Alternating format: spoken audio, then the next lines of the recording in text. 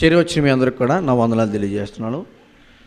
ఇంతవరకు ఆరాధనలో పాటల్లోనూ ఆరాధన కార్యక్రమాల్లో సహకరించిన మీ అందరికి కూడా నా వందనాలు తెలియజేసుకుంటూ ప్రార్థన చేసుకొని దేవుని వాక్యాన్ని మనం విందాం.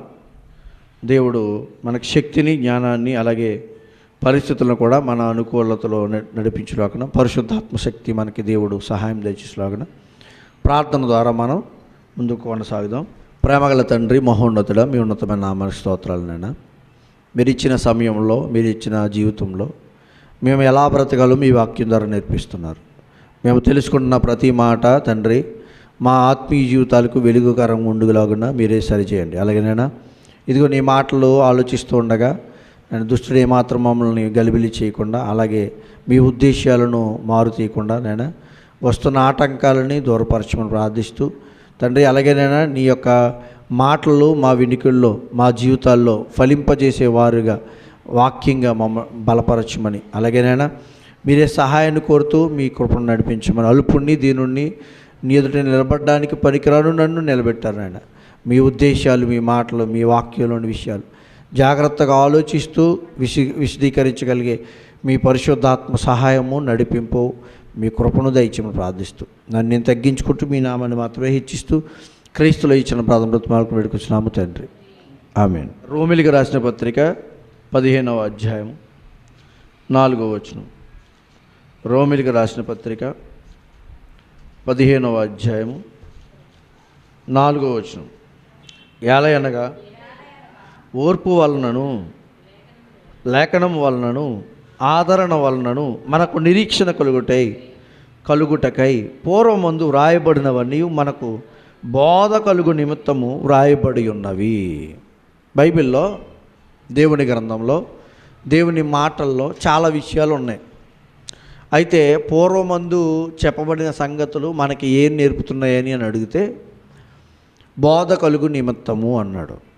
ఇప్పుడు పాత నిబంధనలో చాలా విషయాలు ఉంటాయి. ఆయా ప్రాంతాల మీద యుద్ధాలు, ఆయా ప్రాంతాల మీద కార్యాలు, మనుషుల మధ్య గొడవలు, లేకపోతే ఆ ప్రాంతాల్లో ఉన్న పరిస్థితులు, దేవుడు వారిని కాపాడిన రీతి, ఎందుకు అలా జరిగినాయి, ఇవన్నీ కూడా మనం వింటూ చూస్తూ ఉంటాం. అవన్నీ ఎందుకు రాయబడ్డాయి, ఎందుకు తెలుపబడుతున్నాయి అంటే ఈరోజు మనకి బుద్ధి కలగడానికి, బోధ కలగడానికి అంట. ఏం కావాలి మనకు? రావాలి బుద్ధి కలగాలి, బోధ కలగాలి. ఎందుకు బుద్ధి కలగడం, ఎందుకు బోధ కలగడం? బుద్ధి లేకపోతే మనుషులు ఏమైపోతారంటే నాశనానికి నడిపింపబడతారు, పాడైపోతారని వాక్యం చెబుతుంది. ఈరోజు మనం చూస్తే ప్రపంచంలో యుద్ధాలు అక్కడక్కడ జరగడం మనం వింటున్నాం. ఈ మధ్యనే నిన్న నుంచి అనుకుంటా ఇరాన్పై ఇరుపక్ష దేశాలు యుద్ధం ప్రకటించి స్టార్ట్ అయింది. యాక్చువల్గా యుద్ధం ఎందుకు ప్రారంభమైందంటే దానికి కొన్ని వివరణలు ఉన్నాయి. వాళ్ళు చెప్పే మాటలు అంటే కొంతమంది తీవ్రవాదులకు ఇరాన్ సహకారం అందిస్తుంది, వాళ్ళని దాచిపెడుతుందనే విషయాలు ఉన్నాయి. ఎందుకంటే అంతకుముందు కొన్ని నెలల క్రితం ఇజ్రాయెల్పై దాడులు జరిగినాయి. ఎప్పుడు యుద్ధాలు జరుగుతూనే ఉంటున్నాయి అక్కడ. అలాంటి పరిస్థితులు మనం గమనిస్తున్నప్పుడు, ఇలాంటి పరిస్థితులు మనం చూస్తున్నప్పుడు ఏంటి ఇవన్నీ ఎందుకు వస్తున్నాయి? అసలు మనుషుల మధ్య మనుషులకు ఎందుకు ఇలాంటి గొడవలు వస్తున్నాయి? మనుషుల్లో మనుషులు ఎందుకు ఇలా కొట్లాడుకుంటున్నారు అని చూస్తే విభేదాలు, జీవితంలో వాళ్ళకి ఒకరి పట్ల ఒకరికి అసహనమైన స్థితులు, ఒకరేమో మేము చేసేదే కరెక్ట్ అనే భావము, ఇలాంటివి మనం చూస్తూ ఉన్నాం. అయితే ఇవన్నీ ఎప్పటి నుంచో ఉన్నాయండి, భూమి మీద ఎప్పటి నుంచో జరుగుతున్నాయి. ఎప్పటి నుంచో ఈ కార్యాలన్నీ మనం చూస్తూ ఉన్నాం. చరిత్రలో చూస్తే ఎన్నో యుద్ధాలు, ఎంతోమంది రక్తపాతం జరిగింది, ఎంతోమంది మరణించిన వారు ఎన్ని లేవండి.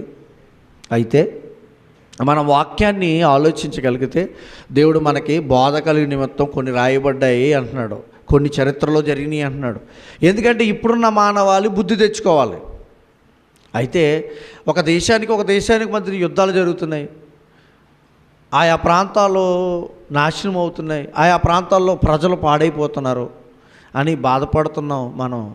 అయితే ఆత్మీయంగా మన మధ్యన కూడా యుద్ధాలు జరగడం మనం చూస్తాం. మనలో కూడా యుద్ధాలు జరుగుతున్నాయి.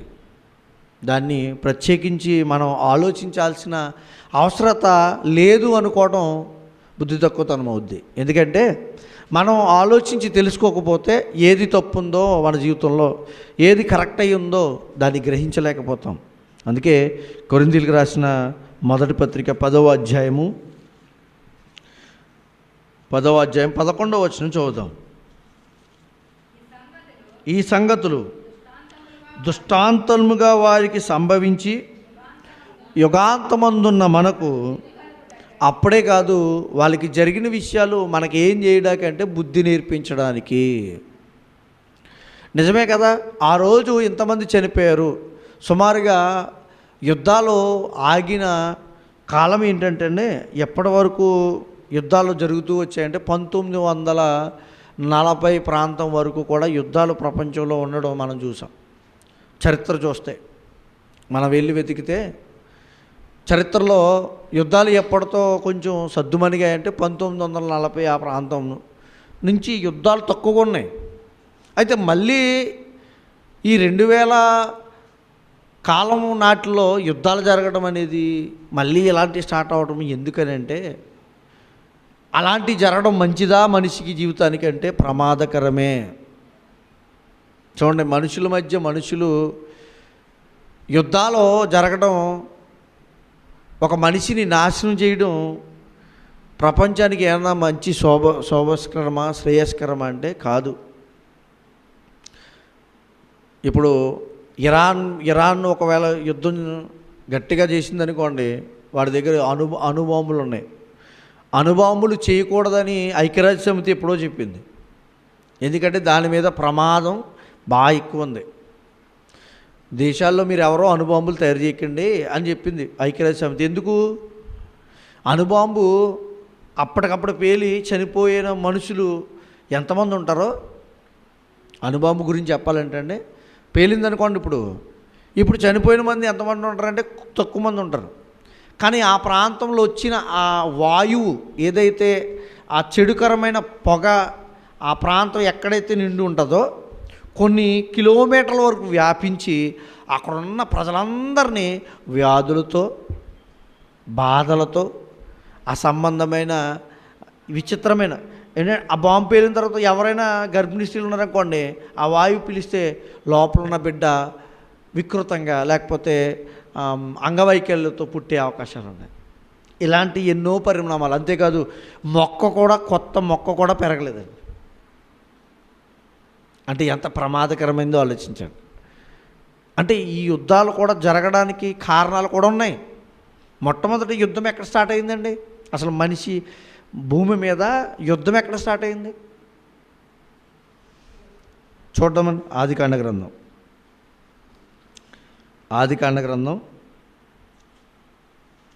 4వ అధ్యాయం 8వ వచనం. కయీను తన తమ్ముడైన హేబేలుతో మాట్లాడెను. వారు పొలములో ఉన్నప్పుడు కయీను తన తమ్ముడైన హేబేలు మీద పడి అతనిని చంపాను. ఒక ఇద్దరి వ్యక్తుల మధ్య ప్రారంభమైంది యుద్ధం. యుద్ధం అంటే ఒక వ్యక్తికి మరొక వ్యక్తికి మధ్యకి జరిగేది. మొట్టమొదటి భూమి మీద యుద్ధం ఇక్కడే స్టార్ట్ అయింది. యుద్ధం కారణం ఏంటో తెలుసా? అసూయ. ఈ యుద్ధానికి కారణం అసూయ. కానీ ఇప్పుడున్న యుద్ధాల కారణాలు వేరే ఉన్నాయి. అంటే భూమి మీద యుద్ధం ప్రారంభమైందంటే మనిషి మీద ఉన్న అసూయతో. ఈరోజు ప్రపంచాల మధ్య ఇప్పుడు చైనా ఉందనుకోండి, ఉదాహరణకి ఇతర దేశాలను కొట్టాలంటే వాడు ఏ ప్రయోగం చేస్తాడో తెలుసా? మన మధ్యకి వచ్చి బాంబులే ఎక్కడొద్దాడు, కొత్త వైరస్ని కనిపెడతాడు. ఎంతమంది చనిపోతారు? ఉదాహరణకి చైనాలోంచే స్టార్ట్ అయిందన్నారు. ఏది? కరోనా. ప్రపంచం మీద ఎంతమంది చనిపోయారు? తుడిచిపెట్టుకుని వెళ్ళిపోయారు. అంటే వారి ఆలోచనలు ఎలా ఉందో చూడండి. బాహ్యంగా కూడా యుద్ధం చేయట్లే, వాళ్ళ అంతర్గత యుద్ధాలు కనబడుతున్నాయి. యుద్ధాలు అనేక రకాలుగా ఉంటాయి మన మధ్యలో, మనకు తెలీదు. అయితే మన బాహ్య యుద్ధాలు, కంటికి కనబడే యుద్ధాలను మనం చూస్తున్నాం, వాటి వల్ల ప్రమాదాలు ఉన్నాయి. ఇప్పుడు వాటి వల్ల మనకు ప్రమాదం ఏంటండి అని మీరు అడగచ్చు. ఇప్పుడు ఇజ్రాయేలు లేకపోతే ఇంకో దేశం ఇరాను ఇలా కొట్లాడుకుంటున్నారు, ఎక్కడో ఉన్నారు, మనకి ఎందుకంటే తలపోటు. మనకు అసలు ఆ విషయంలో మనం నేర్చుకునేది ఏంటి అని అంటే, ఒక ఉదాహరణకి ఒక విషయం చెప్తాను. మొన్న మధ్యన ఒక ఆయన ప్రయాణం చేసుకుంటూ బైక్ మీద వెళ్తుంటే ఆయన బాగానే మంచి ఆరోగ్యం కలిగిన వాడు, మంచిగా బండి నడుపుతున్నాడు, హ్యాపీగానే వెళ్ళిపోతున్నాడు. అతని పని చూసుకుని వెళ్తున్నాడు, ఒకళ్ళని ఇబ్బంది పెట్టట్లే. అతని పని చూసుకుని వెళ్తున్నాడు, క్షేమంగా మంచిగా వెళ్తున్నాడు. ఆ పక్కనే 2 దున్నపోతులు, ఎద్దులు, ఈ అంబుతులు ఉన్నాయి కదండి, దెబ్బలాడుకుంటున్నాయి. ఆ 2 దెబ్బలాడుకుని వచ్చి ఇతని మీద అడ్డాయి, పడిపోయి చనిపోయాడు. ఇంతకీ నీతి ఏంటి, మనం తెలుసుకునేది ఏంటి ఈ విషయంలో మనకు అర్థమైంది ఏముంది? వాళ్ళు దెబ్బలాడుకుంటే కాదు, వాళ్ళు వచ్చి మన మీద పడితే బాధేమో అన్నట్టుగా మనం అర్థం చేసుకోవాలి. అంటే ఈరోజు ఎక్కడో జరుగుతుంది, ఎవరికో అది మనకు అవసరం లేదనుకుంటే లేదు. దానివల్ల ప్రమాదం చుట్టుపక్క, అంటే భూమి మీద నివసిస్తున్నాం కాబట్టి భూమి మీద ఉన్న మనకు కూడా ప్రమాదకరమే. ఏది ఎలా ప్రయాణాలు చేస్తుందో, ఏది ఎలా వెళ్తుందో తెలీదు. అలాంటి పరిస్థితుల్లో మనం ఉన్నప్పుడు దేవుడు ఆ యుద్ధాల గురించే కాదు, అంతర్గత యుద్ధాల గురించి కూడా మనకు తెలియజేస్తున్నాడు. దేవుడు పాత నిబంధనలో చాలా విషయాలు మన ఆత్మీయ జీవితానికి బుద్ధి కలగడానికి ఎన్నో రాశాడంట.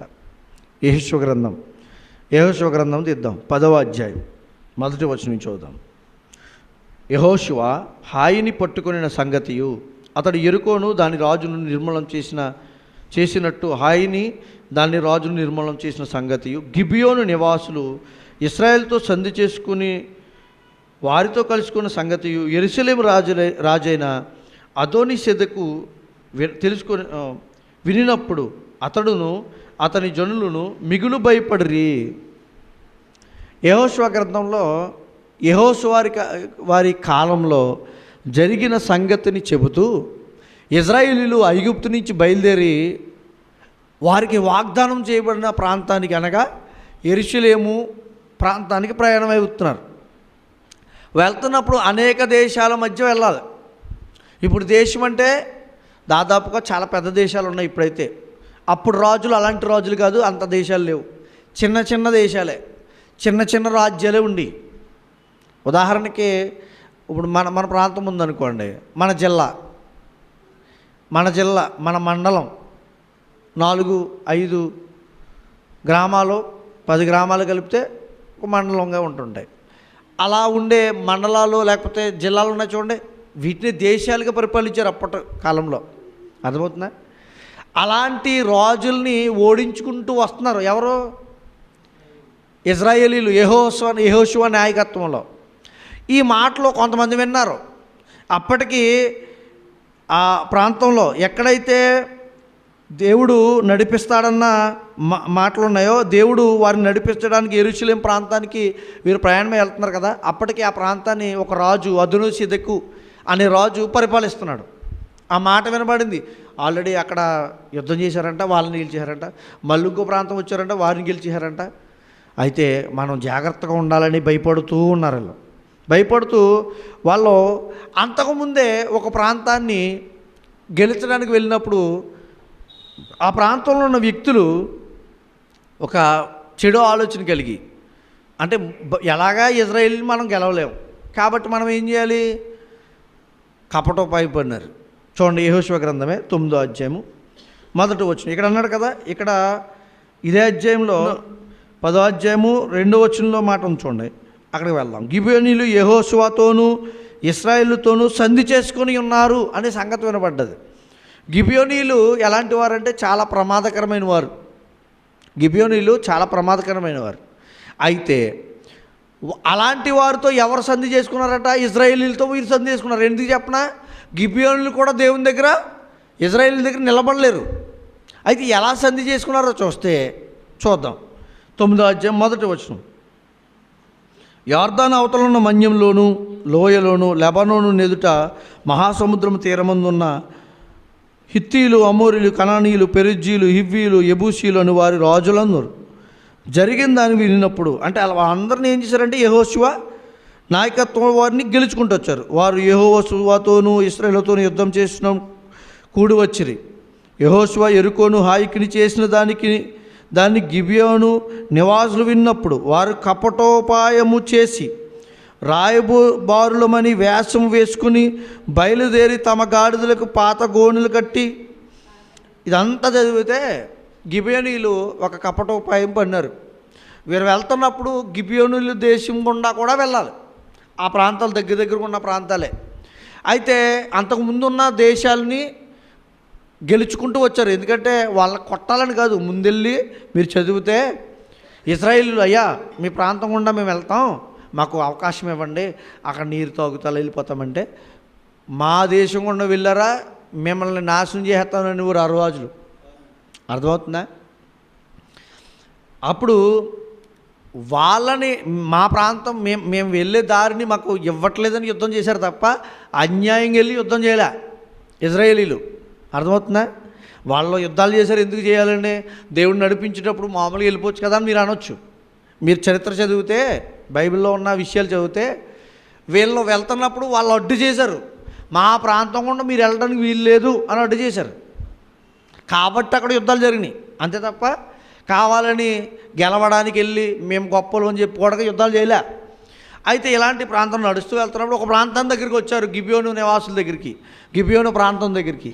వాళ్ళు చాలా కపటోపాయం పన్నారు, తెలివితేటలు ఉపయోగించారు. అక్కడ వీళ్ళతోటి మనం ఎలా గెలవం, ఎందుకని వాళ్ళకి సహాయకుడు దేవుడు ఉన్నాడు.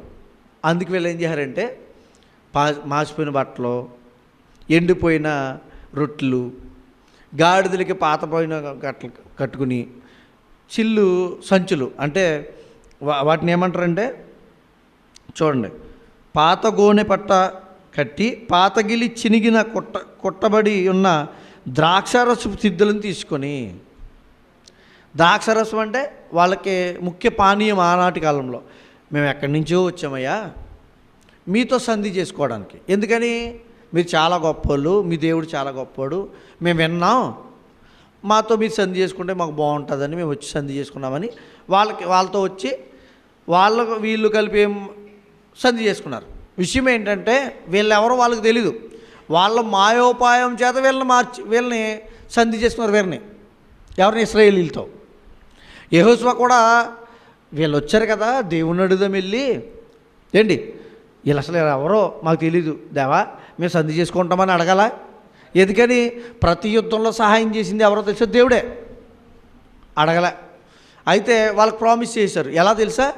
దేవుని నామంలో ఇదిగో మీతో మేము సత్సంబంధాలు కలిగి ఉంటాం అని ప్రామిస్ చేశారు, దేవుని అడగకుండా. అదేమైపోద్దో తెలుసా? దేవునికి విరుద్ధం అయిపోద్ది. ఇక్కడ జరుగుతున్న సందర్భంలో ఏమైందంటే వీళ్ళ కపటోపాయం పని వెళ్తూ ఉండగా ఇశ్రాయేలీలు గెలుచుకుంటూ వెళ్తున్నారు కదా, ఆఖరికి ఆ ప్రాంతం వచ్చారు. ఈ ప్రాంతం వచ్చిన తర్వాత ఈ వీళ్ళు వాళ్ళే అని తెలిసిపోయింది. ఎవరో మా పక్క దేశమే మా మీద యుద్ధం చేయలేక ఇలాంటి కపటోపాయాన్ని మాతో స్నేహపూర్వకంగా బ్రతకడానికి ఇలా చేసుకున్నారు, అయితే అలా ప్రమాదకారులు అని తెలిసి వచ్చిన తర్వాత దేవుని తర్వాత ఇచ్చారు కదా మాట, దేవుని పేరుని చెప్తున్నామని అన్నారు కదా, వాళ్ళు ఏం చేయడానికి లేదు, వాళ్ళ మీద యుద్ధం చేయడానికి లేదు. ఈ విషయాలన్నీ ఎవరన్నారంట? అదోనిసెదెకు రాజు అన్నాడంట.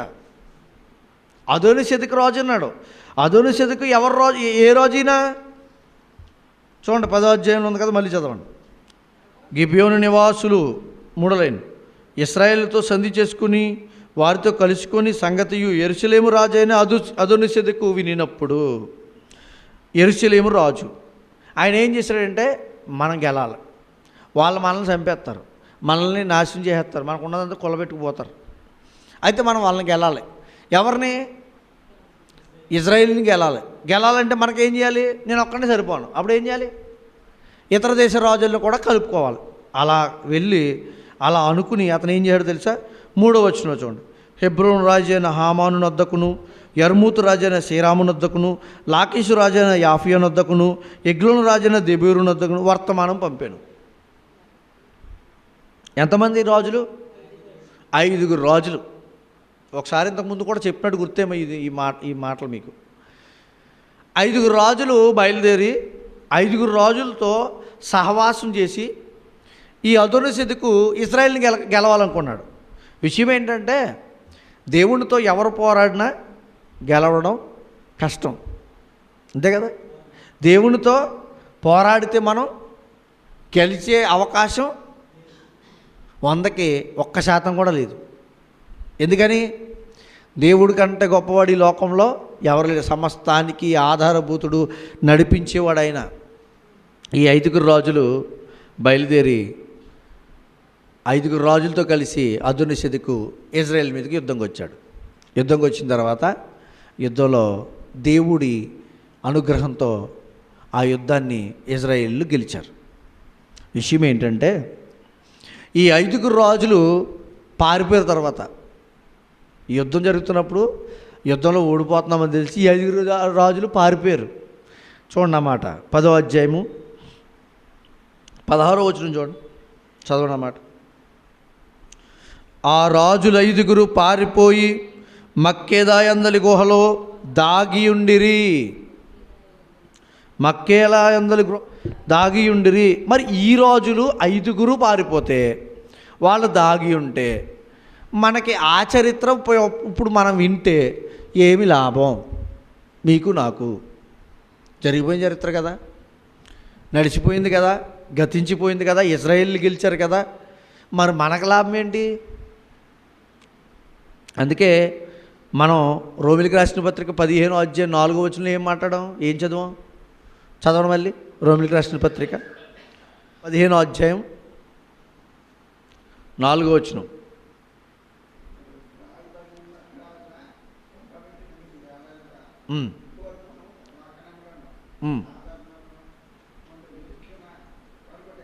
రోమిలికి రాసిన పత్రిక 15:4 15:4 మీరు చదవండి అమ్మా, క్లారిటీగా వినపట్లేదు.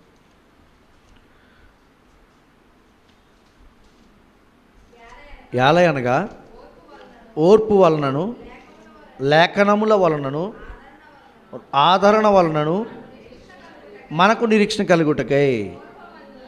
అంటే ఓర్పు వలన జరిగిన కార్యాలు, ఓర్పు కలిగి ఉంటే ఏం జరిగింది, దేవుడికి అవకాశం ఇస్తే ఏం జరిగింది, లేకపోతే ఇంకొక సందర్భంలో ఏమేమి జరిగినాయి, ఇవన్నీ కూడా మనం జాగ్రత్తగా వింటూ మనం తీసుకుంటుంటే పూర్వమందు రాయబడిన వన్యు మనకు బోధ కలుగు నిమిత్తము. ఈ 5 రాజులు లేకపోతే యెరూషలేము రాజు గెలవలేదనే సంగతి, వాళ్ళు దాక్కున్న సంగతి మనకు బోధ కలగడానికి రాశానంటున్నాడు దేవుడు. మనం ఈ విషయాన్ని ఎలా తీసుకుందాం? మనం మన జీవితంలో ఈ రాజుల గురించి మనం రాజులు కాదు, లేకపోతే మన దేశంలో ఏదో నాయకత్వం కూడా చేయట్లేదు. పోనీ మనం పోరాటం చేస్తున్నామా అంటే శారీరకమైన పోరాటం ఏమీ చేయట్లే, మన బ్రతుకు మనం బ్రతుకుతున్నాం. కాకపోతే కానీ దేవుడు ఏదో చెప్పాలని ఆశపడుతున్నాడు మనకి ఈ వాక్యం ద్వారా. నిజంగా పోరాటం జరుగుతుంది, మనలో యుద్ధం జరుగుతుంది. అంతరింద్రియాలు ఎన్ని? 5. ఏమేమి ఉన్నాయి? బాహ్య అంతరింద్రియాలు 5, అంతర్గత అంతరింద్రియాలు ముఖ్యమైనవి కూడా 5. అంతర్గత అంతరింద్రియాలు ముఖ్యమైనవి ఏంటి? గుండె, మెదడు, కిడ్నీలు, లివరు, ఊపిరితిత్తులు. ఇవి ప్రముఖమైనవి, ముఖ్యమైనవి, అవునా? అవి ఏదైనా గాయపడినా, ఏదైనా పాడైనా మిగతావి ఒకటొకటి పాడైపోతాయి. తెలుసా మీకు అది? ముందు కిడ్నీలు పాడినాయి అనుకోండి, తర్వాత ఏమంటారు, కిడ్నీలు పాడైన తర్వాత లివర్ పాడైపోయింది, లివర్ పాడైన తర్వాత కోమలోకి వెళ్ళిపోయాడు, ఇలాంటి ఉంటారు కదా. అంటే ప్రతిదానికి లింక్ ఉంది. ఇవన్నీ 5. బాహ్య అంతరింద్రియాలు ఎన్ని? 5. ఏమున్నాయి? కళ్ళు, ముక్కు, నోరు, చెవులు, చర్మం. 5 అంతరింద్రియాలు బాహ్యపరమైనవి. ఈ అంతరింద్రియాలు మనల్ని ఏమైనా నాశనం చేస్తాయా? జాగ్రత్తగా గమనించండి. మనం ఏ అంతరింద్రియాలతో బ్రతుకుతున్నామంటే, ఏ రాజులతో బ్రతుకుతున్నామంటే 5 రాజులతో బ్రతుకుతున్నాం. మన మీద రాజరికం చేసే 5 రాజులు ఎవరో తెలుసా? కన్ను చూడొద్దన్నా కూడా అది ఏం చేస్తుంది? వద్దు. ఎవరి మీద రాజు అది? నీ మీద. నీ నోరు ఎవరి మీద రాజు? నువ్వు అసలు అలా అనకూడదు. ఇంకా నేను మాటలు అలాంటి మాటలు నేను మాట్లాడకూడదు అని అనుకుంటూ ఉంటాం ముందు. కానీ మన మాటని, మన హృదయాన్ని కూడా ధిక్కరించి ప్రయత్నం చేసి మనల్ని ఏం చేస్తుంది? మన నోట్లో ఉన్న నాలిక. నోరంటే నాలిక ఏం చేస్తుంది? ఉదాహరణకి అందాక ఎందుకండి డాక్టర్ గారు చెప్పారు తినొద్దని. మంచి స్మెల్ వస్తుంది, ముక్కులోంచి వస్తుంది. ఏంటి? చేపల కూర, లేకపోతే మాంసం కూర, ఇంకోటో మటనో వెళ్ళి తినేస్తాం. తర్వాత బాధపడేది ఎవరు? చూసారా? అంటే ఈ అంతరేంద్రియాలతో ప్రమాదం ఉంది. శారీరక సంబంధమైన ప్రమాదము ఉంది, అంతర్గత సంబంధమైన ప్రమాదం కూడా ఉంది, ఆత్మీయ సంబంధమైన ప్రమాదం. దేవుడు ఏదైతే చూడొద్దు అంటున్నాడో, ఏదైతే వినొద్దు అంటున్నాడో, ఏదైతే ఆలోచించొద్దు అంటున్నాడో వాటినే చేసి దేవునికి దూరం అయిపోతాం. ఈ 5 రాజులు మన మీద చాలా ఒత్తిడి చేస్తున్నారు. చూడొద్దన్న దాన్ని చూడు తప్పులేదంటున్నాడు. తినొద్దన్న దాన్ని తిను తప్పులేదంటున్నాడు. చర్మం స్పర్శ చూడండి, వెళ్ళొద్దన్న ప్రాంతానికి మాత్రం పరుగులెడతాం. ఆరాధనకి వెళ్ళాలనుకోండి పరుగులెడతాం. అవునా? స్పర్శ అంటే నడిచే ప్రాంతం, కాళ్ళతో ఉన్నది, చేత్తో ఉన్నది స్పర్శ, చర్మం. ఆలోచించండి. అంటే ఈ 5 ప్రమాదకారు రాజులు మనల్ని వెళ్తున్నారు. మనం వాళ్ళని ఏరట్లే. మనం వాళ్ళు ఏలమనుకోండి కంటిన్యూ వెళ్ళమనుకోండి, చూడొద్దన్నదాన్ని ఆపేస్తాం. నోరుని ఏలామనుకోండి, ఈ మాటలు మాట్లాడొద్దని నిర్ణయం తీసుకుంటామే, ఆ మాటలు మాట్లాడం.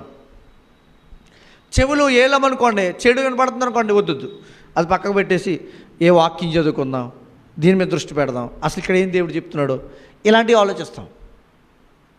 ముక్కు ఆహారం విషయంలో అది అక్కడ మంచి, అలాగే కదా మంచి కలగొలుపు కూర ఏమన్నాడు? చుక్కుడుగా కూర అన్నాడు. ఎర్రగా ఉందంట. ఏమైపోయింది? మనసు పాడు చేసుకున్నాడు. అలాంటి విషయాలు మనం చూస్తూ ఉంటే ఈరోజు మనల్ని ఏలుతున్న వారు 5 రాజులు. ఆ రోజు అదోనీసెదెకెళ్ళే ఆ 5 రాజులు సహాయం తెచ్చుకున్నాడు, ఓడిపోయాడు. చూడండి, ఒక మాట చూద్దాం. అదే ఎక్కడ ఓడిపోయాడు అనే మాట చూస్తే యెహోషువ గ్రంథం 10వ అధ్యాయం. ఆ రాజుల్ని పట్టుకున్న అతను పాడైపోయాడు. ఈరోజు వీటితో బ్రతుకుతున్న మనం వీటి మీద ఆధారం కలిగి దేవునికి ఏమాత్రం చోటు ఇవ్వలేదనుకోండి, మనము కూడా పాడైపోతామని అంటున్నాడు. చూడండి, యెహోవా ఇశ్రాయేలు ఎదుట అమోరీయులను అప్పగించిన దినము ఇశ్రాయేలు వినిచుండగా యెహోషువ యెహోవాకు ప్రార్థన చేసెను. సూర్యుడా నీవు గిబియోనులో నిలువుము, చంద్రుడా నీవు అయ్యానులో నిలువుము. జనులు తమ శత్రువుల మీద పగ తీర్చుకుని వరకు సూర్యుడు నిలిచెను, చంద్రుడు ఆగెను అను మాట యాషారు గ్రంథమందు రాయబడి ఉన్నది కదా. సూర్యుడు ఆకాశము మధ్యమునున్న నిలిచి ఇంచుమించు ఒకనాడెల్లా అస్తమింప త్వరపడలేదు. యెహోవా ఒక నరుని మనవి వినిన ఆ దినము వంటి దినము దానికి ముందే కానీ దాని తర్వాత కానీ ఉండలేదు. తర్వాత చదివితే మీరు కిందకి వెళ్తే వాళ్ళ పైన దేవుడంట పైనుంచి వడగండ్లు కురిపించినట్టు రాయబడింది. ఆ వచనం ఉంటుంది చూడండి. మనం చూస్తే వాక్యంలో కత్తివాత మరణించిన వారి కంటేనంట వడగండ్ల చేత మరణించిన వారు ఎక్కువగా కనబడతారని అంటాడు. ఎందుకు అలా జరిగింది? సహాయం ఎవరు చేశారు? వీళ్ళేమో కత్తివాత పట్టుకుని వెళ్ళారు. అయితే అక్కడ జరిగింది, దేవుడైతే వాళ్ళందరినీ కూడా వీళ్ళకి అప్పగించడానికి సహాయము దేవుడై ఉన్నాడంట.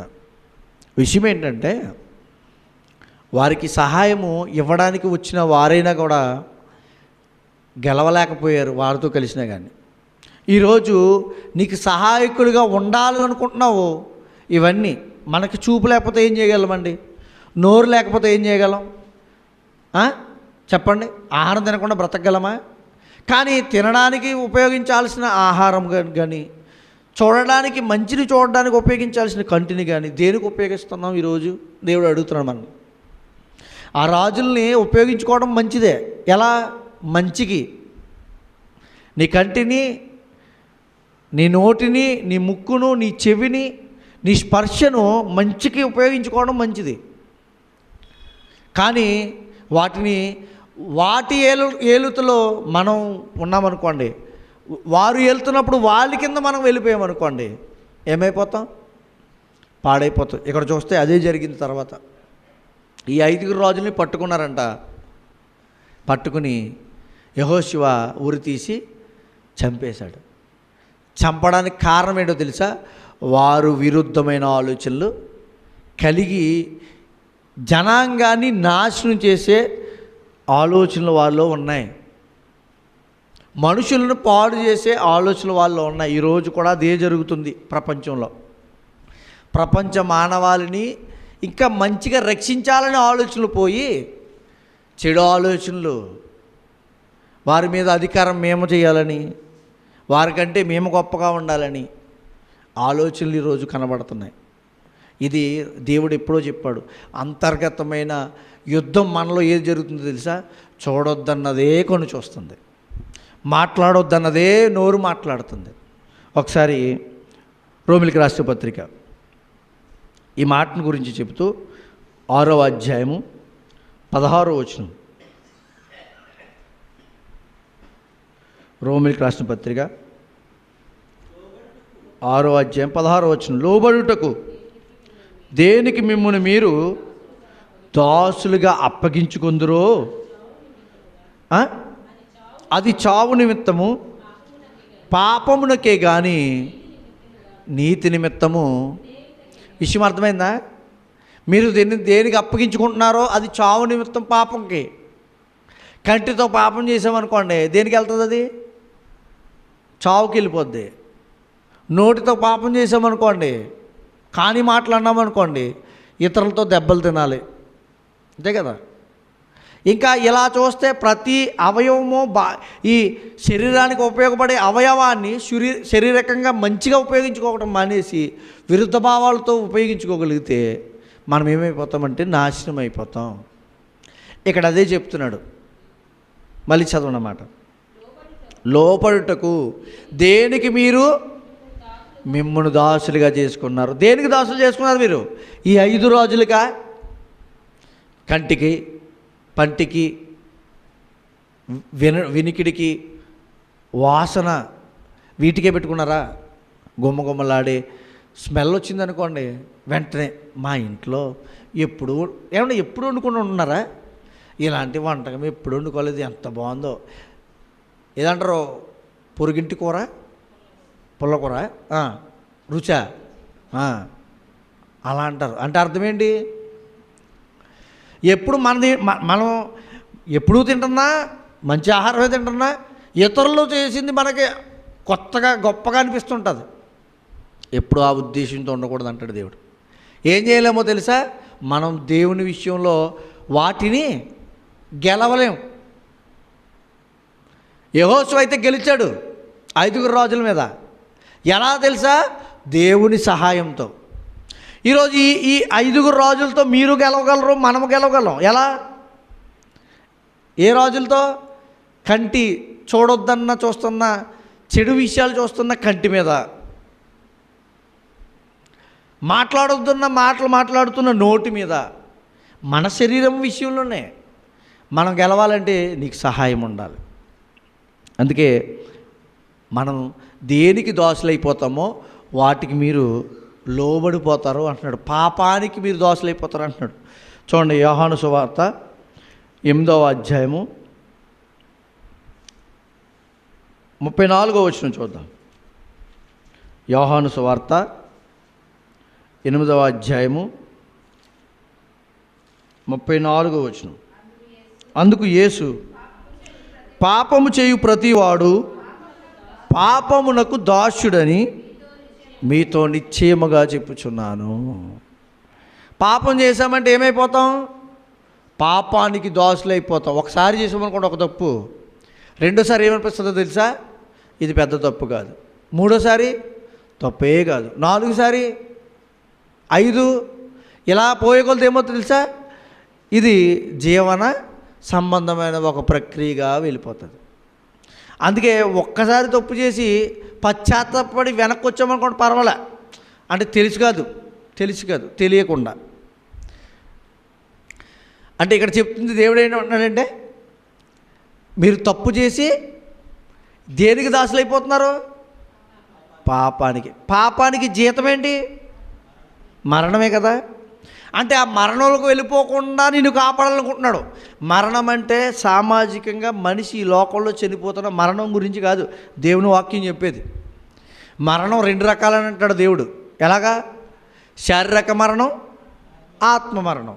దేవుడు ఎక్కువగా మరణం గురించి మాట్లాడాడు అనుకోండి, పాపమునకు పట్టబడ్డారు, మీరు మరణంలోకి వెళ్ళిపోతున్నారని అన్నాడు అనుకోండి, మీరు చనిపోతున్న 60-70 సంవత్సరాల తర్వాత చనిపోతున్న మరణం గురించి మాట్లాడకండి, ఆలోచించకండి. దేని గురించి మాట్లాడాలి? యుగాలు నరకంలో బాధపడే నరకంలోని ఆ మరణం గురించి మాట్లాడాలి. ఆ మరణం ఎప్పుడూ బాధపరిచేది. ఈ మరణం, శారీరక మరణం, చనిపోయిన తర్వాత ఏమవుతుందో ఆ వ్యక్తికి ఏం తెలియదు. ఈ శరీర బాధలు తెలియవు, ఇబ్బందులు తెలియవు. అవునా? ఈ మరణం విడిచి వెళ్ళిపోయేది, శరీరాన్ని విడిచి వెళ్ళేది. ఆ మరణం ఎలా ఉంటుందో తెలుసా? ఎల్లప్పుడూ బాధపరచబడుతూ ఉండేది. ఈ నరకయాతన పళ్ళపోతానని అంటుంటాం ఒక్కొక్కసారి, డైలాగులు వేస్తూ ఉంటాం మన నోటితో. పనులు చేసేటప్పుడు, ఏదైనా ఇబ్బంది ఎదిరినప్పుడు, ఏదైనా సమస్య వచ్చినప్పుడు ఈ బాధ ఎలా ఉందంటున్నారు? నరకయాతన అంటున్నాం. అంటే మీకు అర్థం అవ్వాలి. అంటే బాధపడుతున్న స్థితిని మనం దేంతో ఎంచుకుంటున్నాం? నరకంగా ఎంచుకుంటున్నాం. మరి అక్కడ ఇంకెలా ఉంది? ఈ శారీరకమైన విషయాల్లో అప్పుడప్పుడు వచ్చిన చిన్న అడ్డంకులను, బాధలనే నరకయాత్రగా అనుకుంటుంటే ఎంతో కాలం నలిగిపోయే బాధ గురించి దేవుడు రాయిస్తున్నాడు, మాట్లాడుతున్నాడు. అది నరకము, ఎప్పుడు బాధపడే స్థితి అన్నాడు. ఆ మరణం గురించి మాట్లాడతాడు. ఈ పాపంలోకి వచ్చే జీవితం మరణం. అందుకే అంటాడు, ఇలాంటి మరణం నుంచి నన్ను విడిపించేవాడు లేడా అని అంటాడు కొంతమంది. పౌలు గారు మాట్లాడుతూ 7వ అధ్యాయము, రోమిలికి రాసిన పత్రిక 7వ అధ్యాయము 24వ వచనం చూడండి. అయ్యో, మామూలుగా అయ్యో అంటలేదు ఆయన. ఏమంటున్నాడు? అయ్యో. ఎందుకని అలా అంటున్నాడు? బాధపడుతున్నాడు. నేనెంత దౌర్భాగ్యుడను, ఇట్టి మరణమునకు లోనకు శరీరమును ఎవరు విడిపిస్తారయ్యా? నిజమే కదా. ఏ మరణం అది? పౌలు గారు చెప్తున్న శారీరక మరణం సామాన్యమైన మరణం గురించి కాదు, ప్రతి మనిషి చనిపోతున్న మరణం గురించి మాట్లాడలే. నరకంలో బాధపడే మరణం గురించి మాట్లాడుతున్నాడు. అయ్యో, ఈ శరీరంతో బ్రతుకుతున్నప్పుడు ఆ మరణానికి వచ్చే జీతం, ఈ లోకంలో బ్రతుకుతున్నప్పుడు ఈ కార్యాలతో చేసే జీతం, ఏదైతే ఈ లోకంలో బ్రతుకుతున్నప్పుడు చేస్తున్నామో కార్యాలు, వాటన్నింటికి వచ్చే పర్యవసానం నరకం అనే మరణం గురించి బాధపడుతున్నాడు. నన్ను ఎవడనిపిస్తాడయ్యా అనుకుంటున్నాడు. కానీ ఆయనకి తెలుసు. అందుకే 18వ వచనంలో మాట చూడండి. అనగా నా శరీరమందు మంచిది ఏది నివసింపదని నేను ఎరుగుదును, మేలైనది చేయవలనని నాకు కోరిక నాకు కలుగుచున్నది, కానీ దానిని చేయుట నాకు కలుగట్లేదు. విషయం ఏంటంటే, మేలైనది చేయాలనుకుంటున్నాను కానీ చేయలేకపోతున్నాను. ఆదివారం చర్చి మానకూడదు అనుకుంటున్నానండి, మానలేకపోతున్నాను. ప్రతిరోజు ప్రార్థన చేయాలనుకుంటున్నానండి, చేయలేకపోతున్నాను. ప్రొద్దున సాయంకాలం దేవునితో కాసేపు వాకింగ్ చదవాలనుకుంటున్నానండి, చదవలేకపోతున్నాను. అర్థం ఏంటి? నువ్వు చెయ్యాలన్నది ఏం చేయలేకపోతున్నావు, చేయలేకపోతున్నావు. కారణం ఏంటో తెలుసా? నీ శరీరం ఉన్న పెట్టే ఈ కార్యాలు, క్రియలు, వాటికి సమయం ఎక్కువ ఇచ్చేస్తున్నాం, వాటిని ఎక్కువగా ఆలోచిస్తున్నాం. అవి లేకపోతే మన జీవితం లేదని అనుకుంటున్నాం. మనం ఎలా బ్రతుకుతాం, మనం ఎలా తింటాం, మనం ఎలా ఉంటాం అని అనుకుంటున్నాం. కానీ దేవుడు నీకంటే ఉన్నతమైన వాడు. నీకు కావలసినవి అవి ఎప్పుడో ముందు ఉంచాడు, మనకు పెట్టాడు. అలా అంటే కష్టపడకుండా బ్రతికేయండి అని కాదు. దేవుడికి ఇచ్చే స్థానం ఇవ్వకుండా దేవుని స్థానాన్ని కూడా మన కష్టపడే స్థానానికి ఇవ్వకూడదు. పాయింట్ అది, అర్థమైందా? మనకి 24 గంటలు ఉన్నాయండి, 24 గంటలు కూర్చొని ప్రార్థన చేయండి, దేవుడి గురించి పెట్టేస్తాం. ఒకవేళ నిజంగా అలా ఉన్నా ఇవ్వగలరు దేవుడు, కానీ అది కాదు అంటలా. నువ్వు దేవుడికి ఇచ్చే సమయాన్ని దేవుడికి ఇవ్వు. అందుకే ఇక్కడ అంటున్నాడు, ఎందుకు చెప్పనా, మనం ఇలా ఇవ్వకపోతే మన జీవితంలో పేతురు రాసిన మొదటి పత్రిక 2వ అధ్యాయము 11వ వచనం. పేతురు రాసిన మొదటి పత్రిక 2వ అధ్యాయము 11వ వచనం చూద్దాం. మీరు పరదేశులను యాత్రికులై ఉన్నారు కనుక ఆత్మకు విరోధంగా పోరాడు శరీరములను విసర్జించి ఏం చేయాలంట? శరీరాశలను విసర్జించి. ఏమన్నాయి శరీరాశలు? ఏమన్నాయి చూద్దామా? చూడండి ఒకసారి. కొలస్సీలకు రాసిన పత్రిక 3వ అధ్యాయము 5వ వచనం. కొలస్సీలకు రాసిన పత్రిక 3వ అధ్యాయము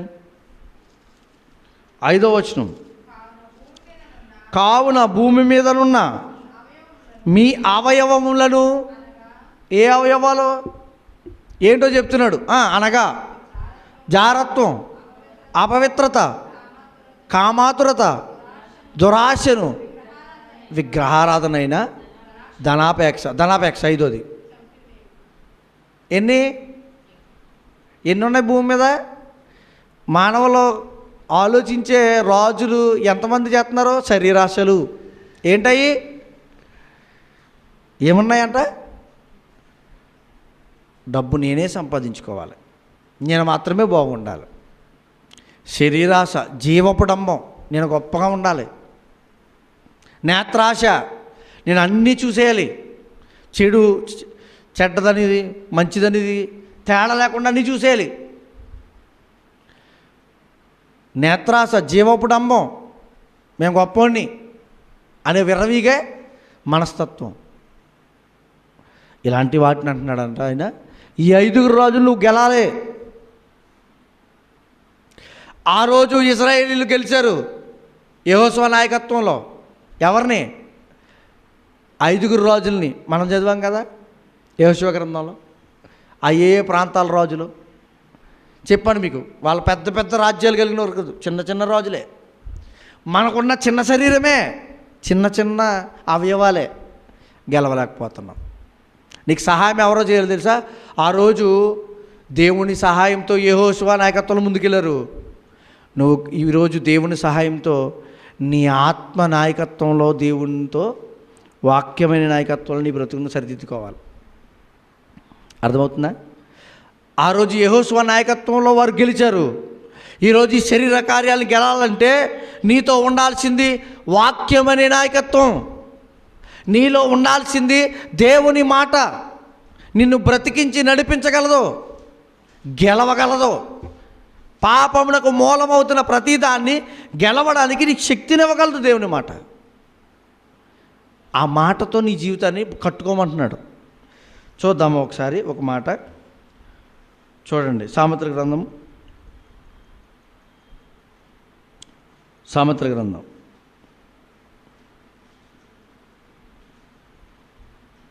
28వ అధ్యాయం 14వ వచనం.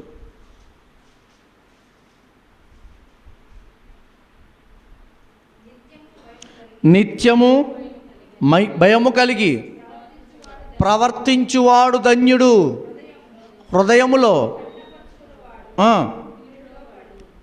నిత్యము భయము కలిగి.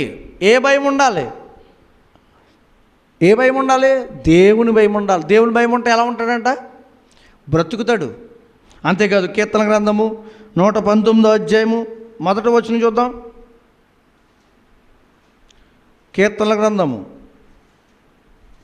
119 1వ వచనం.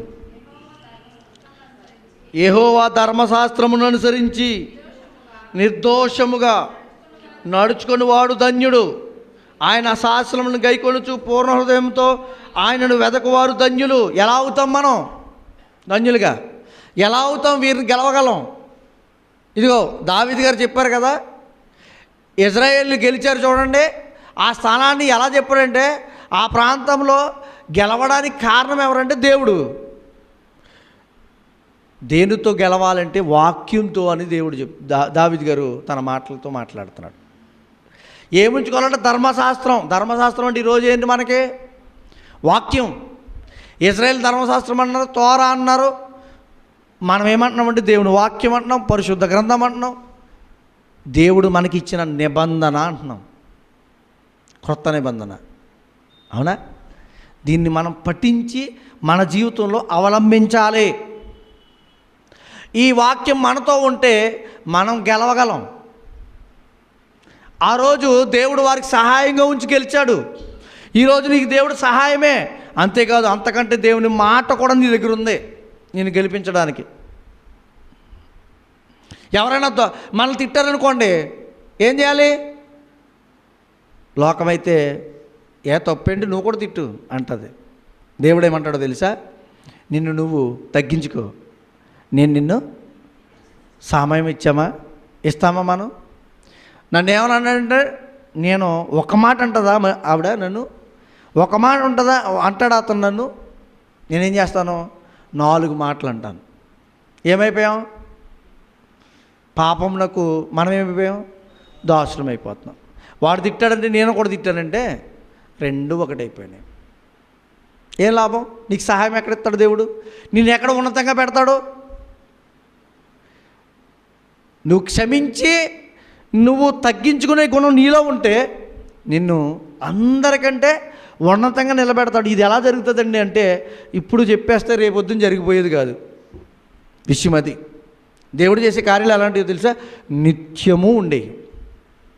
నిన్ను బలపరిచి నిలబెట్టాలంటే నిత్యము నిలబెట్టగలడు నువ్వు దేవుని సహాయం కోరినప్పుడు, దేవునికి విధేయతగా బ్రతికినప్పుడు.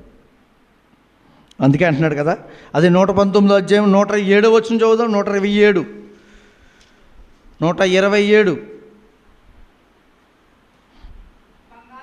బంగారు కంటెను అపరంజి కంటెను నీ ఆజ్ఞలు నాకు ప్రియముగా ఉన్నవి, నీ ఉపదేశములన్నీ యథార్థములను నేను వాటిని మన్నించుచున్నాను. మన్నించటం అంటే అంగీకరిస్తున్నాను అని అర్థం. ఏంటంట?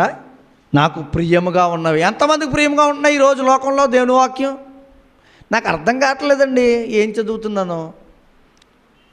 అంటే నీ ఆలోచనలు ఎక్కడున్నాయి? ఇంకా వాటిపైన గ్రహింపు కలిగి అసలు విశ్లేషణ ఏంటి, ఎందుకు చెప్తున్నాడు ఈ మాటలు, ఎందుకు నేను చదువుతున్నాను అనే ఆలోచనలతో చదవం. నేను ఈ వాక్యం చదువుతున్నప్పుడు ఎందుకు నాకు అసలు ఈ మాట నాకెందుకు ఉపయోగం అని చదవం. ఏదో ఎవరికో చరిత్ర జరిగింది, నిజంగా ఈ 5 రాజులు మనకెందుకు ఉపయోగం ఇప్పుడు ఈరోజు చదివితేని? ఆయన వెళ్ళి అక్కడ యుద్ధం చేయడానికి, ఇజ్రాయేల్ గెలవడానికి ఈ చరిత్ర నాకు ఎందుకండి? నీ ఆత్మీయ కోణం నీ జీవితానికి అర్థం కావాలి కదా. మరి దేవుని వాక్యాన్ని ఎలా అయినా మలిచి చెప్పగలడు దేవుడు మనకి, మన బ్రతుకులు దిద్దడానికి. ఎలా అయినా మలిచి మనల్ని బలపరచగలడు దేవుడు. కానీ మనం తీసుకోవట్లా, అలా మనం అంగీకరించట్లేదు. అందుకే ఈరోజు మనకు తెలియజేస్తున్నాడు దేవుని మాటతో. ఏంటంట చూడండి, 7వ అధ్యాయం రోమీయులకు రాసిన పత్రిక 25వ వచనం. రోమీయులకు రాసిన పత్రిక 7వ అధ్యాయము 25వ వచనం. మన ప్రభు అయిన యేసుక్రీస్తు ద్వారా దేవునికి ఎందుకు చెల్లిస్తూ ఉన్నాడు ఈయన? చదవండి. కాగా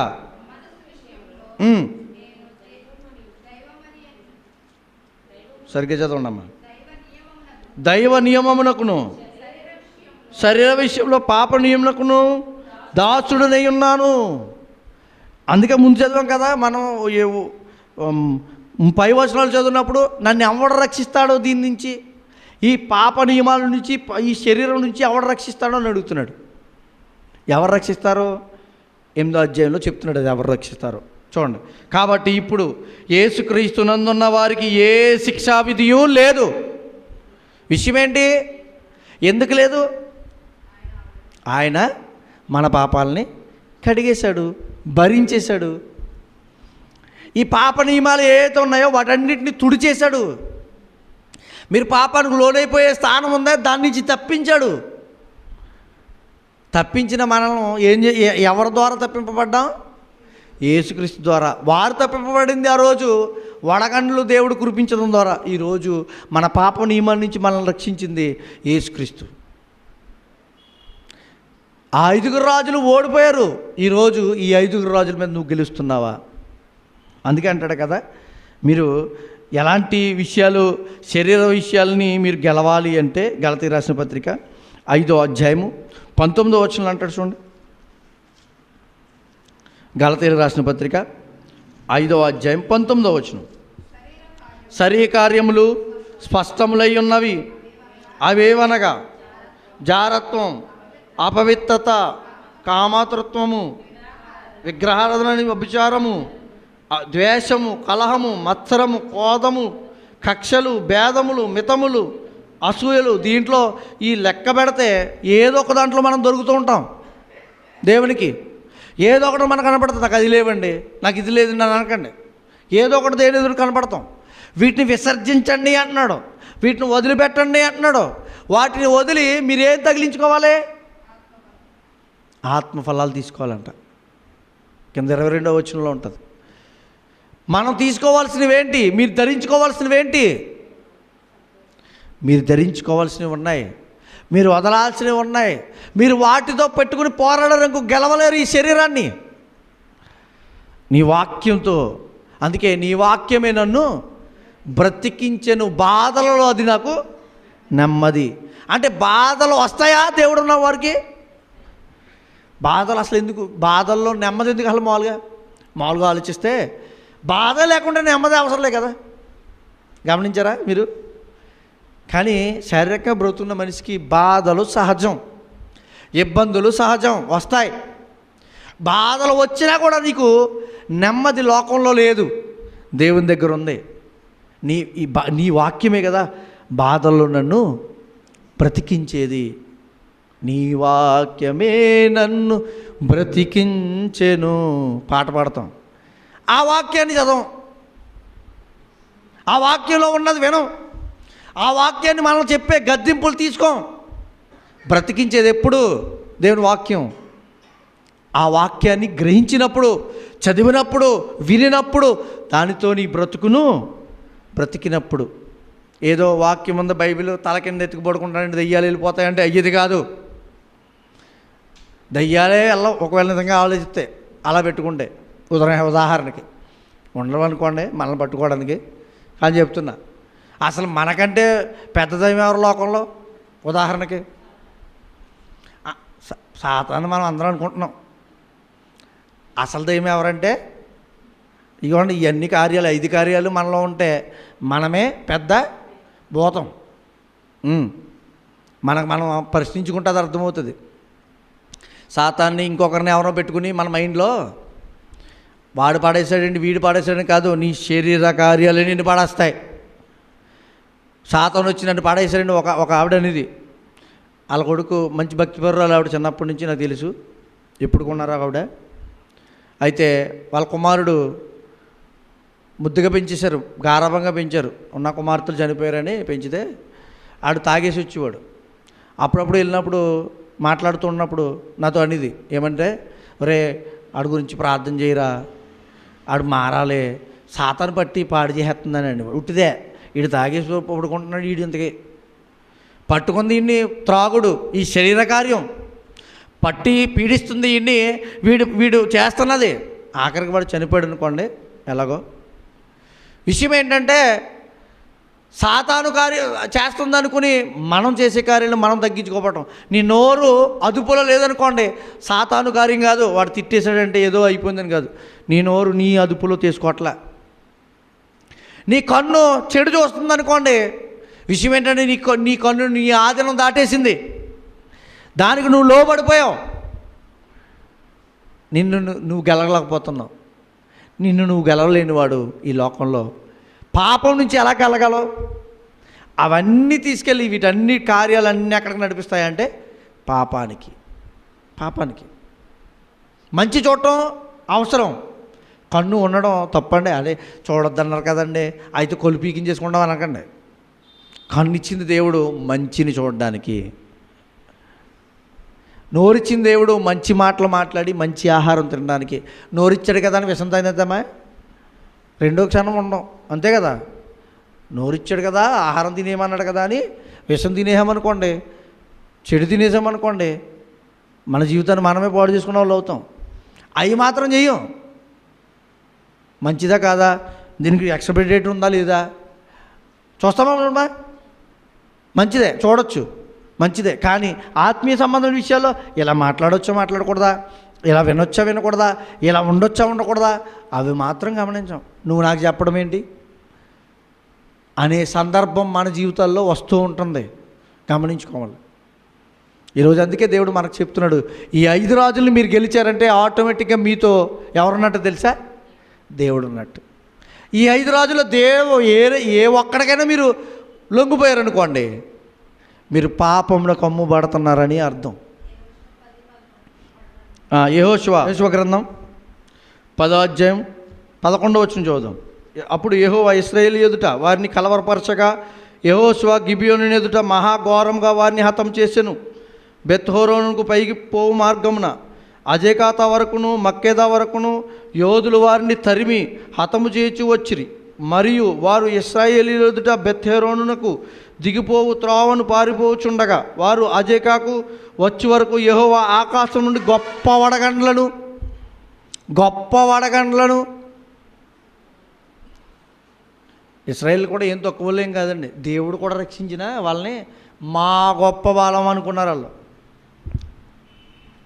అర్థమైందా? అందుకే కొన్ని సందర్భాల్లో వారు ఓడిపోవటం కూడా జరిగింది. ప్రతిదీ ఏం గెలిచేయలేదు వాళ్ళు. ఎప్పుడైతే దేవుని ఆడుకుని నడిచారో గెలిచారు, ఎప్పుడైతే దేవుని ఆడుకుని బ్రతుకుతున్నారో నడిచారు, ఎప్పుడైతే దేవుని కాకుండా వీళ్ళు స్వతహాగా బలం ఉపయోగించుకున్నారో ఓడిపోయారు. చరిత్రలో ఇవన్నీ ఉన్నాయి బైబిల్లో మనకి.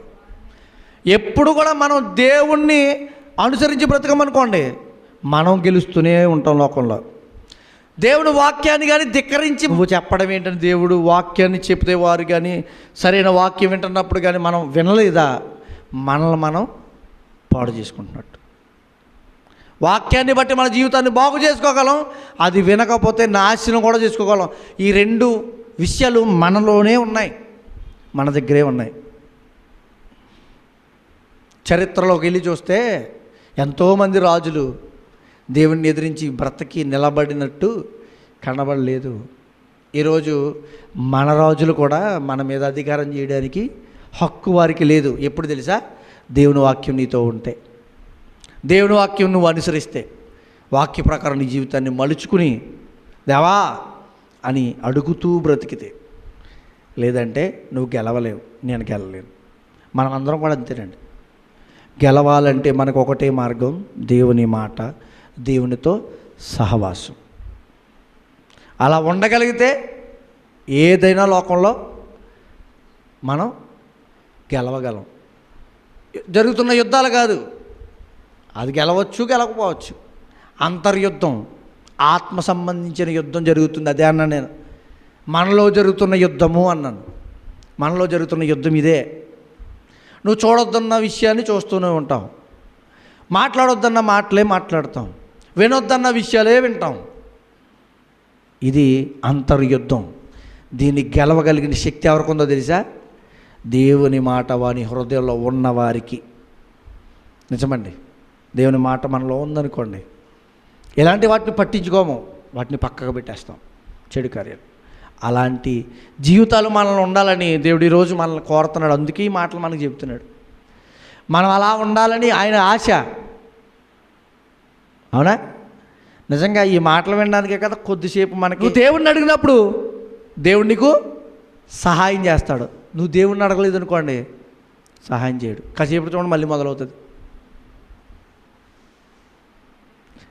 దేవుడు మనతో ఉండి మనకి ఈ మాటలు చేసేది ఎందుకంటే మన బ్రతుకులను సరిదిద్దడానికి, కట్టడానికి. ఎందుకంటే ఎవరం కూడా పరిపూర్ణం కాదు. మనం దేవుని ఎదుట, మనుషుల ఎదుట కాదండి, దేవుని ఎదుట మనుషులు ఎదుట మేము అనుకుంటుంటే నీకంటే నేను గొప్పవాడిని, నాకంటే నేను గొప్పవాడిని, ఆమె కంటే నేను గొప్పవాడిని, ఇతని కంటే నేను గొప్పవాడిని అని అనేసుకుంటాం. ఉట్టిదే. నిజానికి వస్తే దేవుడు తీర్పు తెచ్చాలి. మనం ఏం తీర్చుకుంటాం? మనం సరిపోతాం ఆ దేవుని దగ్గర. అందుకే అంటున్నాడు ఈరోజు, దేవుని ఎదుట మనం ఉన్నామనుకోండి, అన్నీ మనకి తప్పులే కనపడదేమో ఒకవేళ. అందుకే సరిదిద్దుకోవడానికి ప్రయత్నం చేయాలి. ఆత్మఫలమైనగా ప్రేమ, సంతోషం, సమాధానం. నీకు సంతోషం ఇష్టమే కదా, ఎక్కడ ఉంటుంది అది? ఆత్మఫలం ఉన్న వారిలో ఉంటుంది. ఆత్మఫలం ఎక్కడ ఉంటుంది? దేవుణ్ణి అనుసరించే వారిలో ఉంటుంది. దేవుణ్ణి అనుసరించాలంటే ఏం చేయాలి? దేవుని వాక్యం వినాలి, చదవాలి, నేర్చుకోవాలి, గ్రహించి బ్రతకాలి. సంతోషం, సమాధానం, దీర్ఘశాంతం, దయాలత్వం, మంచితనం, ఇవన్నీ ఇమిడినే కలిగిన జీవితం అంటున్నాడు. ఇవన్నీ కలిగిన వాడే. అయితే గెలుద్దామా? యుద్ధం చేద్దామా? అక్కడ కాదండి. ఎక్కడ? ఇజ్రాయేలు ఆ ప్రాంతంలో జరుగుతున్న యుద్ధంకి వెళ్ళొద్దు. మనం అక్కడికి వెళ్ళక్కర్లొద్దు. మన శరీరంతో గెలిచామనుకోండి, చాలా గొప్ప యోధులం అయిపోతాం. యుద్ధ కవచాలు కట్టుకున్న వారం అయిపోతాం. వాక్యాన్ని కట్టుకోండి కంఠభూషణంగా. ఈ వాక్యాన్ని పట్టుకోండి, ఈ హృదయం మనసుని. ఈ వాక్యాన్ని కట్టుకోండి నీ పాదాలకి. ఈ వాక్యాన్ని కట్టుకోండి నీ కంటికి. ఈ వాక్యాన్ని కట్టుకోండి నీ చెవికి. చూడండి, యుద్ధం చేసే వాళ్ళు ఏం చేస్తారు? ఎన్ని విధాలుగా వేస్తారు? వస్త్రాలు, బుల్లెట్ ప్రూఫ్లు వేస్తారు కదా. మనం కట్టుకోవాలి మరి ఏంటి? వాక్యం అన్నిటికీ ఇదే ఒక్కటే. దేనికి కట్టుకున్నా పర్లే, నువ్వు నీ కంటి విషయంలో కట్టుకో, యుద్ధానికి గెలిచేస్తావు. పంటి విషయంలో కట్టుకో, యుద్ధాన్ని గెలుస్తావు. నీ మనసు విషయంలో కట్టుకో, యుద్ధం గెలుస్తావు. నీ మాట విషయంలో కట్టుకో, యుద్ధాన్ని గెలుస్తావు. ఏ యుద్ధం అంటే ఈరోజు సాతానుతో పోరాడుతున్న పాపమనే జీవితం గురించి మాట్లాడుతున్నాడు దేవుడు. ఈ పాపం నుంచి తప్పించేవారు ఒకరున్నారు, యేసుక్రీస్తు. ఆయన దగ్గర నడవాలి. మనం వచ్చి ఆయనతో కొనసాగించాల్సిన జీవితం ఎలా కొనసాగించాలో చెప్తున్నాడు. దయచేసి అలాంటి వారిగా మీరును నేనును మనం అందరము ఉండాలని తెలియజేసుకుంటూ నా మాటలు ముగిస్తూ ఉన్నాను. ప్రార్థన చేసుకుని ముగించుకుందాం. పరిశుద్ధుడా, ప్రేమగల తండ్రి, మహోన్నతుడా, ఉన్నతమైన దేవ, ఈరోజు నీ జీవవాక్యము గొప్పది, నీ మాటలు గొప్పవి. శారీరకంగా జరుగుతున్న యుద్ధాలు ఎన్నో నాశనం చేస్తున్నాయి. వాటికంటే ప్రమాదకరమైనది అంతర్గత శారీరక యుద్ధం. దానిలో మేము ఉన్నాం నాయన, పోరాడుతున్నాం. మీ సహాయం దయచేయండి, మీ తోడ్పాటునివ్వండి. విన్న ఈ మాటలు ఏమాత్రము వ్యర్థం కాకుండా మా హృదయాలు ఫలింపచేయండి. జీవవాక్యాన్ని చేత పట్టుకున్న మాటలు పట్టుకున్న వారముగా మా జీవితాలను బలపరిచి నడిపించి, మా జీవితాల్లో మేల్కొల్పును, మీ అందు భయభక్తులను, విశ్వాసాన్ని మీరు అనుకున్న కోరిన విధంగా మా బ్రతుకును సరిదిద్దుకుని నడిచే భాగ్యం దయచేయమని. ఈ మాటలు ఏమాత్రం దుష్టుడు ఎత్తిపోకుండా అల్పుడు నేను నిలబెట్టి నడిపించిన విధానాన్ని బట్టి తండ్రి, మీరే సహాయం దయచేసిన విధానాన్ని బట్టి వందనాలు. ఈ మాటలను భద్రపరుచుకుని బలపరుచుకుని మీలో నిత్యము జీవించేవారిగా మమ్మల్ని నడిపించమని ప్రార్థిస్తూ, ఈ చిన్న మాటలు నీ పాదాలు చేర్చుకుంటూ మమ్మల్ని మేము తగ్గించుకుంటూ మీ నామాన్ని మాత్రమే హెచ్చిస్తూ క్రీస్తులో ఇచ్చిన ప్రార్థన బ్రతిమాలకు వేడుకొచ్చున్నాము తండ్రి. ఆమేన్. అందరికీ వందనాలండి.